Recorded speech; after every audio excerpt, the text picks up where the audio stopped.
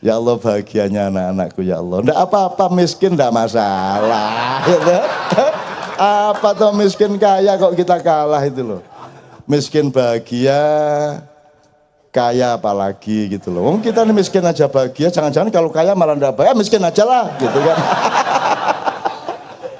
Pokoknya kita bolak-balik hidup ini kan gitu. Kita harus bisa mempermainkan hidup ini dalam tanda petik gitu ya. Jangan dipermainkan oleh kehidupan. Dan saya berani ngomong gitu karena saya contohnya juga. Emangnya kamu pikir saya ini siapa, apa, punya apa yang bener aja. Rumangsamu. Wah, aku iki nek lomba penderitaan ayo tak ladeni kan. Kontes kesengsaraan ayo wis. Saya bilang gitu. Oke, teman-teman sekalian, nanti saya cerita sama beliau biar nanti beliau ada yang mewakili untuk bicara di sini, tapi saya selesaikan soal mau ngitung Indonesia segala macam ini dipastikan dulu bahwa Anda tidak salah treatment kepada hidup di dunia. Gitu ya. Jangan salah treatment, jangan dunia adalah segala-galanya. Kalau Anda ingat apa yang dahulu kala, mungkin 10 tahun yang lalu segala macam saya cerita mengenai perang Badar, ini bukan perang Khandaq ya.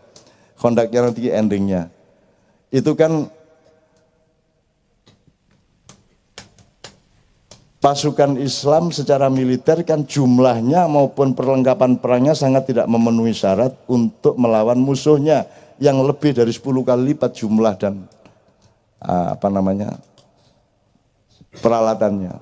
Tapi Rasulullah kan nekat ngomong, ya ayyuhan nas innama tunsuruna wa turhamuna wa turzakuna bidu'afaikum. Kan Rasulullah nekat ngomong gitu, sebenarnya itu Rasulullah bilang, prajurit Islam yang sebenarnya bukan prajurit, ya sak kepethuk arek lanang seret.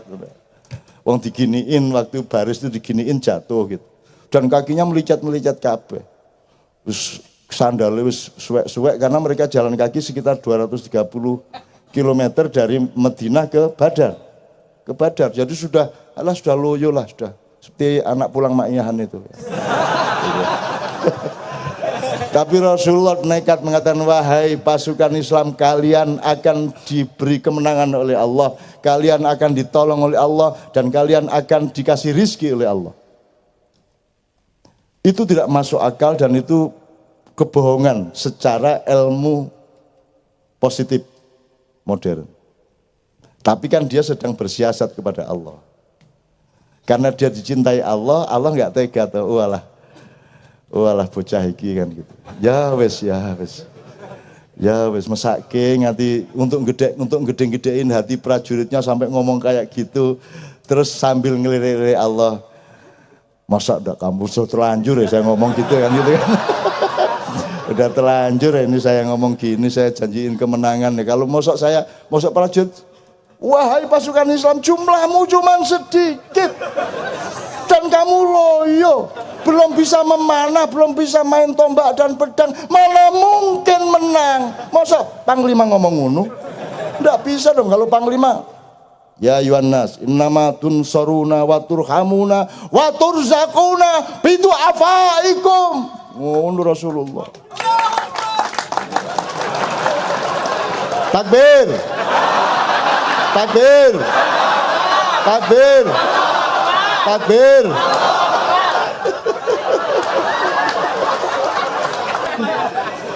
Allah senang ya Allah. Ya Allah, lihatlah hamba-hambamu. Di tengah tekanan yang luar biasa, kami tetap bahagia kepadamu. Di tengah ujian-ujian yang luar biasa beratnya, kami tetap beriman dan bergembira kepadamu ya Allah. Jangan khawatirkan kami, kalah perang tidak ada masalah. Loh, setelah itu Rasulullah kan matur kepada Allah, illam takun alayya ghadabun fala ubali. Jadi setelah dia ngomong sama prajuritnya, kalian diberi kemenangan, pertolongan dan rezeki, terus dia bilang sama Allah, ya Allah, aslinya saya tuh kalah menang gak paten. Saya mau mati ndak masalah, Islam hancur ndak masalah ya Allah, yang penting jangan marah sama saya. Nah itu di puncak penderitaanmu tuh ngomong gitu sama Allah, pun monggo, ajeng bangkrut, ayo bangkrut ini ya, pun monggo, dagangan gak payu wes, gak payu belas wes, ayo monggo. Mau penderitaan berapa besar lagi yang kau tumpahkan kepadaku, ayo.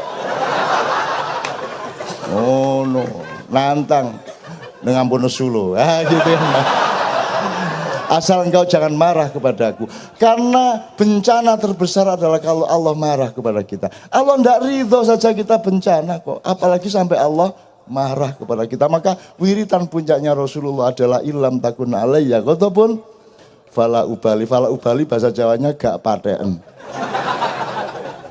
Dan iya memang la ubali, aku tidak peduli. Aku tidak peduli. Ya Ustaz ya. Aku tidak peduli. La ubali, aku tidak peduli. Gitu. Dikai, mangan rek, la ubali. Junu gayamu. Gayamu lesu. Aku tahu ngalami ngono deh. Allah, kalau jadi orang miskin itu memang sakit jiwa juga. Sudah jelas saya itu siang tuh niatnya memang cari ke asramanya teman sesama SMA, saya SMA. Saya kelaparan, saya tak dolan ke tempat Mahfud. Mahfud tuh teman saya anak babat. Dia tinggal sama kakaknya, sama omnya. Jadi lumayan lah hidupnya gitu kan. Saya kan kos, enggak jelas. Enggak bisa beli seragam sekolah, pokoknya lapar tiap hari. Terus aku niat, duhur-duhur saya tak sholat di sana sampai siapa tahu ditawari makan. Bener-bener saya datang mas.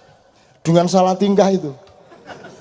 Dengan salah tingkah dan manusia kan punya harga diri. Tidak mau kok ketahuan dunia bahwa kita kelaparan terus butuh mengemis itu enggak mau. Jadi begitu aku tok dibuka. Loh, non, ayo mesisan pas makan mereka. Ayo mesisan. Sekalian mereka pas makan di meja. Wes.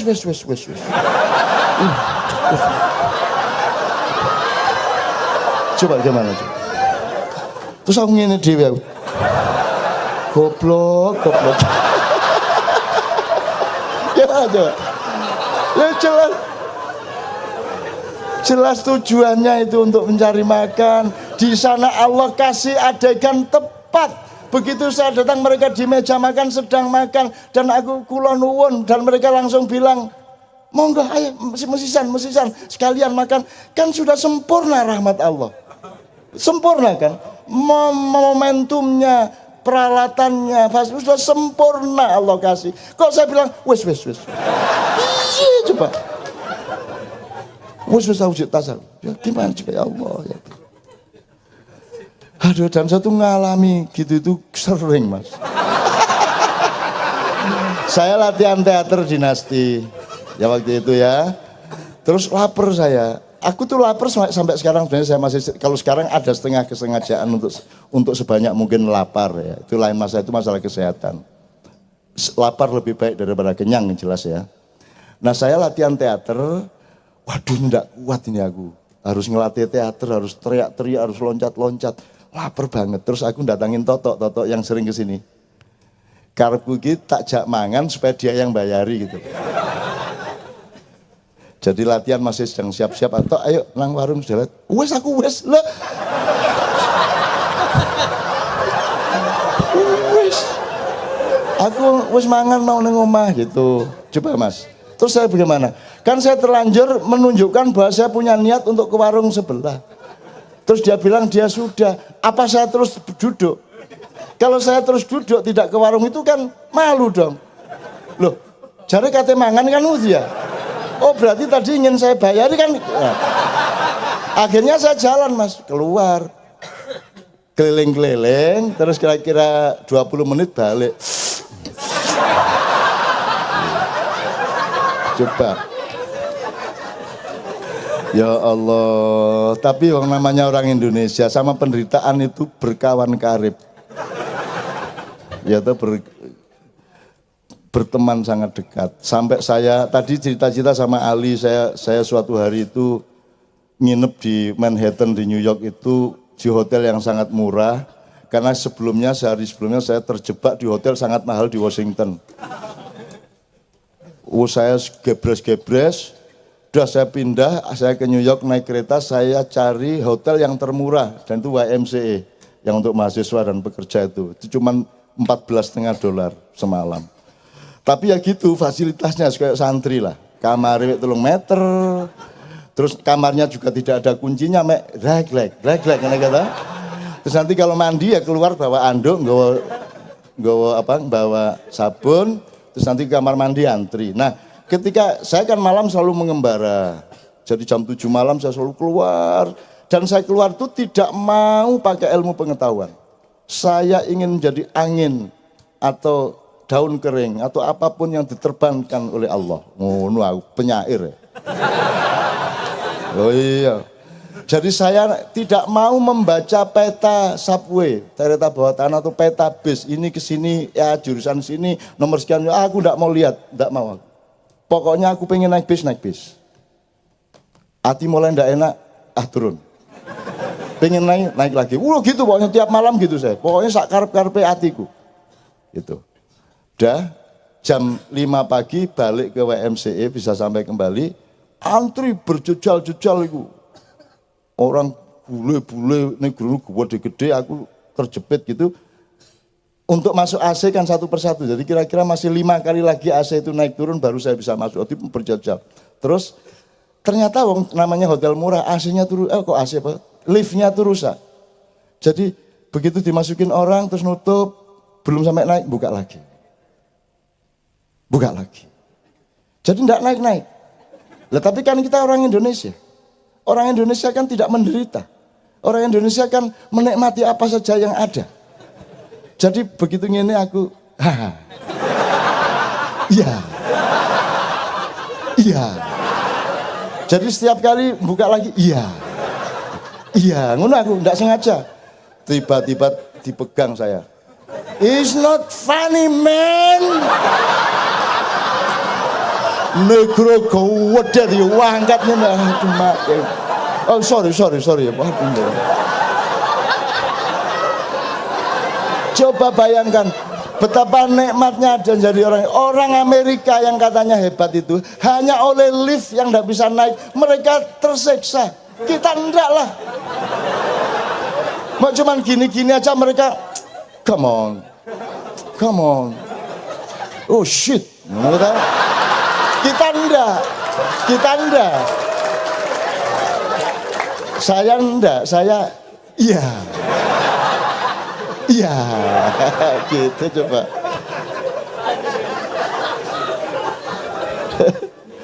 Jadi saya itu kalau lihat masa depan Indonesia, ya Allah bagaimana mungkin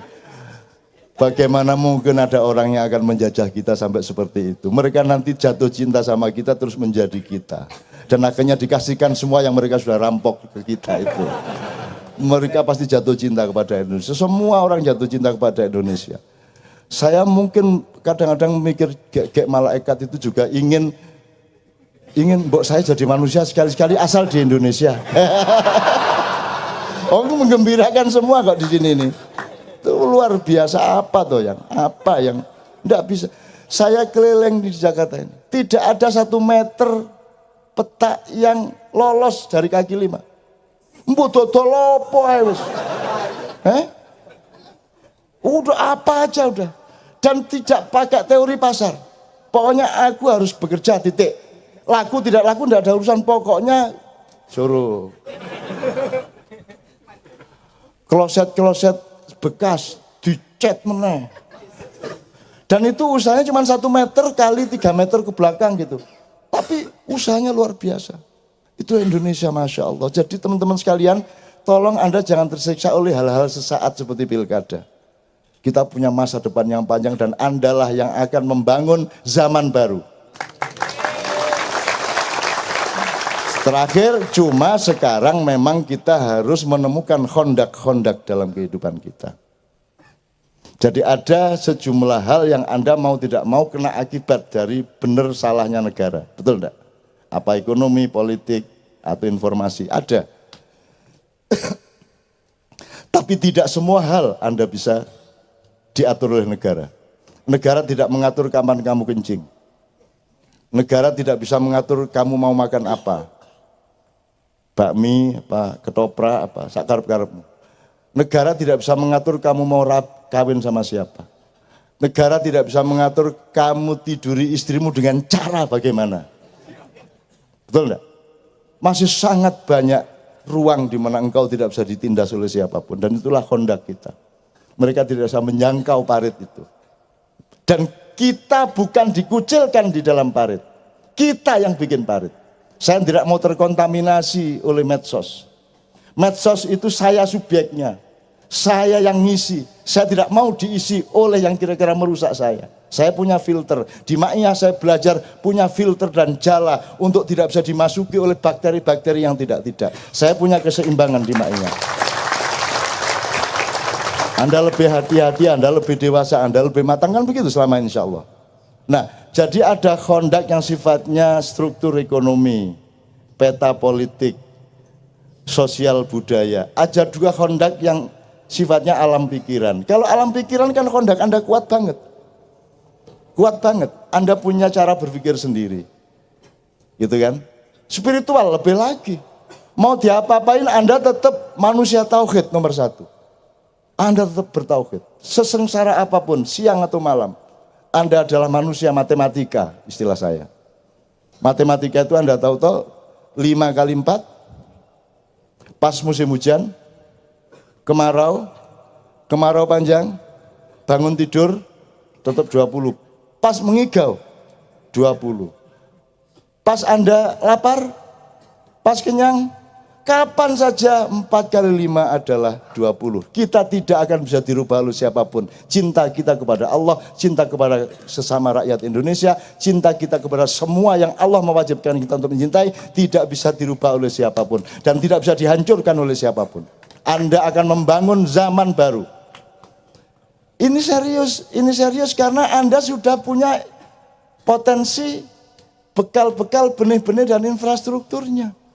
Anda akan melakukan revolusi besar di dalam cara berpikir. Revolusi mental. Anda sudah lakukan itu. Dan yang ngomong merevolusi mental tidak mengerti revolusi mental. Anda sudah melakukannya. Karena Anda adalah ayam yang berkokok. Sementara yang lain menirukan ayam berkokok. Tanpa mereka pernah menjadi ayam. Kan begitu kan? Padahal yang benar adalah ayam. Di sini ada teori Ustaz. Kalau orang Jawa ayam itu kukuruyuk, orang Sunda kongkorongkong, kalau orang Madura kukurunu. Terus bertengkar ini antara Jamaah Islamiyah, Hamas, Ikhwanul Muslimun, ISIS, MTA, LDII ya toh. Enggak, kukuruyuk. Kongkorongkong. Kukuruyuk. Kafir kamu ya. Terus satunya, musyrik itu, kukurunu. Kan gitu. Terus PTE, PT. Cuma dia enggak bilang, dia diem aja.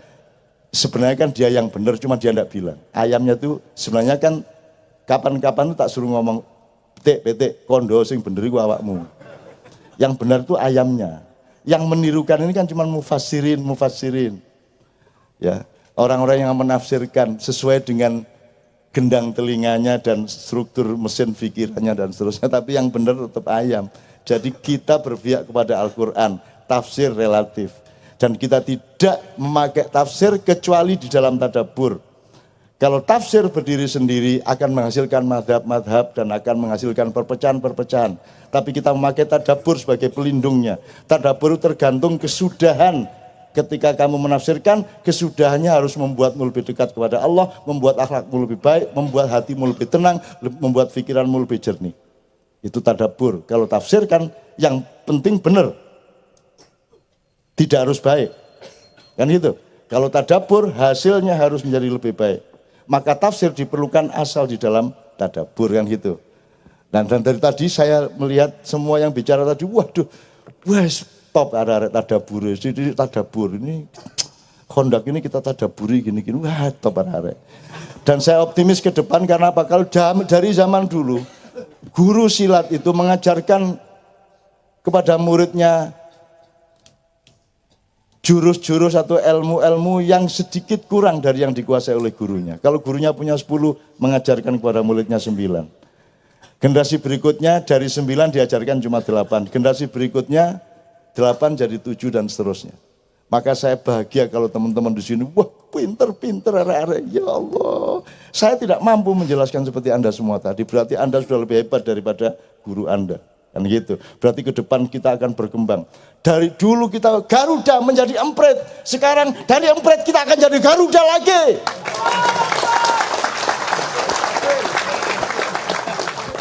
Saudara-saudara sebangsa dan tanah air.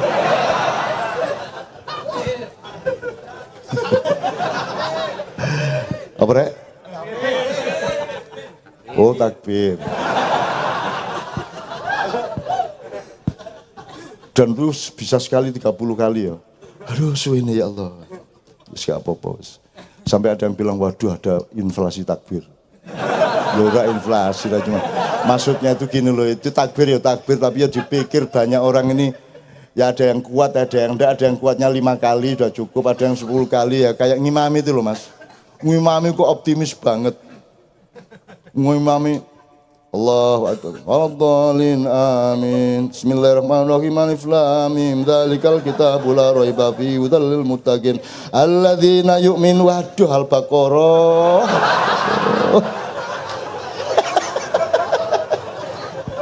Aduh. Itu juga dihitung-hitung lah. Cuman jangan terus dieksploitir untuk hanya menghafalkan yang pendek-pendek. Gitu, li'ila. Wal asri, apa meneh rek? Kulhu, apa meneh? Inna atau ina. Terus alam yakunil. Alam yakunil.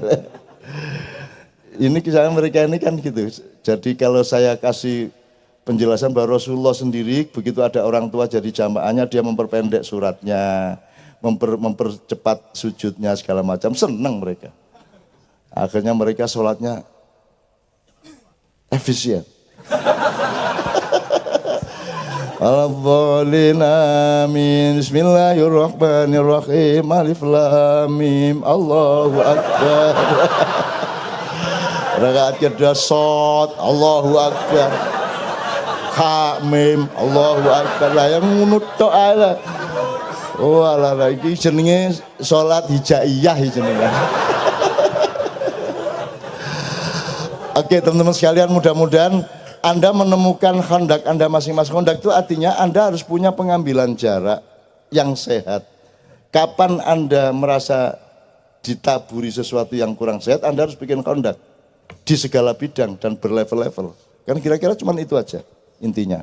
Nah globalisasi ini juga khandak, tapi dari awal saya sendiri sudah berkhondak-khondak hidup saya. Bayangin globalisasi, saya malah bilang Indonesia bagian dari desa saya. Siapa bilang desa saya bagian dari Indonesia, terus Indonesia bagian dari dunia? Dunia dan alam semesta bagian dari diriku. Aku telan dia, kata Sayyidina Ali. Begitu engkau melihat daun, Allah yang engkau temukan, dan daun itu menjadi bagian dari dirimu. Kan begitu? Begitu kita memasukkan sesuatu dalam memori kita, dia menjadi bagian dari kita, termasuk langit. Langit adalah bagian dari diriku. Ini masalah dinamis dan kesadaran, bukan masalah materi. Kalau materi kita bagian dari alam, tapi kalau kesadaran alam bagian dari kita, gitu ya. Oke, untuk sementara teman sekalian, tepuk tangan. Allahumma sholli ala sayyidina Muhammad.